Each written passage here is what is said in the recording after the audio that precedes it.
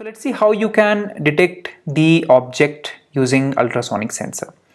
So for that, what you can do is you have to move the robot forward on unlimited, and in this case I would suggest that you use a little less power only when you are trying to detect any object, because the object size like bad weeds or grass are little small, and if you move your robot very fast then you may not be able to detect those objects.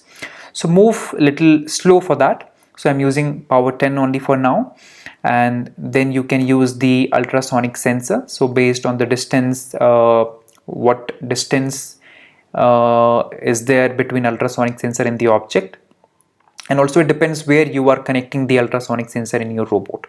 So in my case I have used distance 8 in compare mode centimeters, so it will be less than equal to 8, and then you can stop the robot there. And after stopping, you saw that I moved the arm, the medium motor, to cut the grass. So for that you can use one medium motor, and in my case I used little less power for that. That was enough for it to cut the grass. So 15 and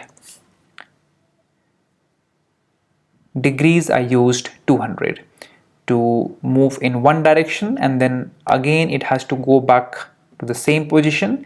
So for that I used power in negative so that it can go back, and then the degrees value 200.